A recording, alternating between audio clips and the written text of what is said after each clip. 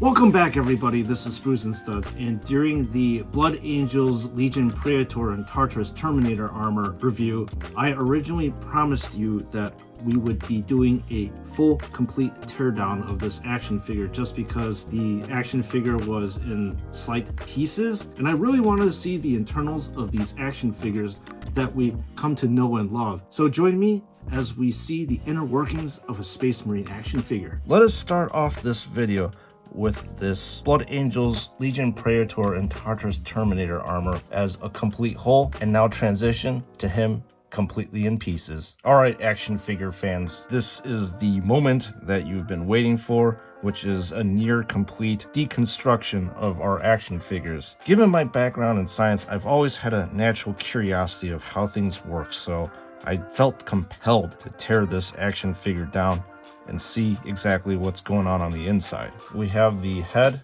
and then we have this ball joint right here with the larger end going into the head itself and the smaller end going into the body of the Terminator. And this is the right arm clearly, and it will help to give you a reference as to what's going on with the left arm over here. So this area goes into the body of the Terminator right here. This ball joint attaches to this socket area in the pauldron, and interestingly enough, for this particular action figure, this little piece right here does actually come undone. I guess this is just here for aesthetic purposes. And now we have quite a lot of carnage that was going on here. Out of all the different areas on this action figure that I struggled with, this is the area I struggled with the most. In fact, I didn't want it to be like this, but this action figure forced my hand. I had to deliver you guys quality content and do a near complete breakdown.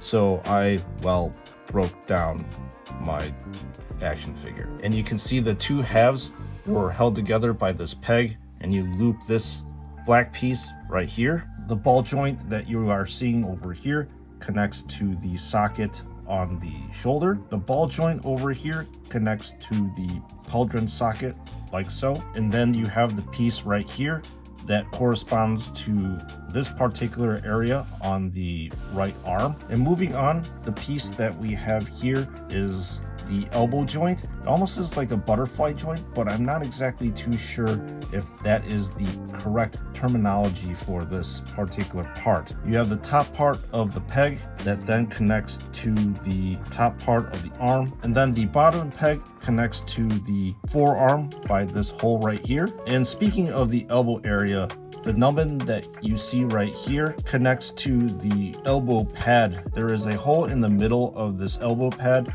that connects and goes over, and it fits like an absolute glove. Then rounding out the whole entire arm is another ball joint here.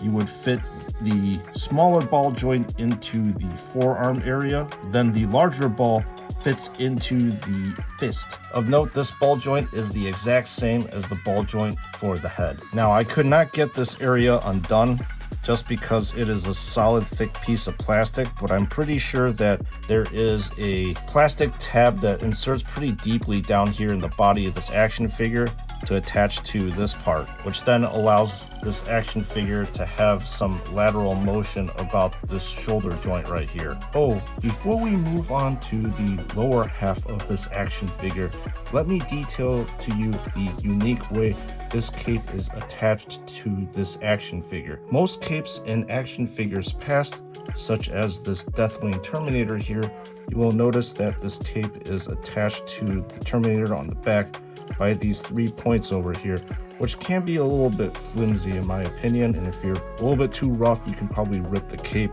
off one of the anchor points. So how this cape attaches to the Terminator is by this anchor point right here in the shoulder, where you would just loop this area around the shoulder joint, and then with the other side it is the same way. All you would need to do is fit the ball joint back into the socket right here. And now let's move on to the lower half of this action figure. All right, we have the lower half of this action figure that we're going to focus in on now. So starting off with the torso region, this is the metal ball joint in which this kind of square end fits into the chest area of this action figure, and the ball joint goes into the socket of, I guess, the abdominal area. And then this is the waist area, and this is connected by a very large plastic black ball joint that goes into this socket in the abdomen area. Now I tried to remove this section over here. It appears that it's either glued or fused in, so I didn't really want to bother to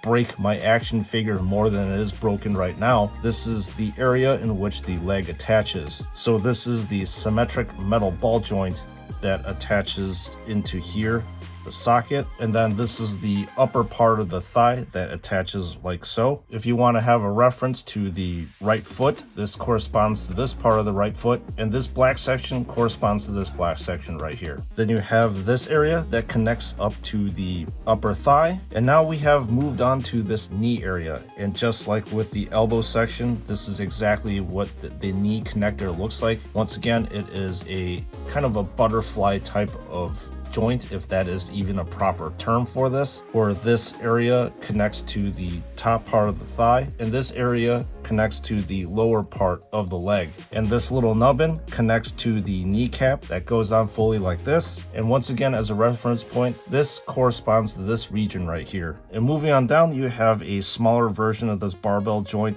that is symmetrical, so you can attach this part to the foot. So I hope you enjoyed this near complete teardown video of this action figure, and then follow me to the end. Well, action figure enjoyers, I did thoroughly enjoy taking apart this Tartaros Terminator action figure to see what the real inner workings of this action figure was or is.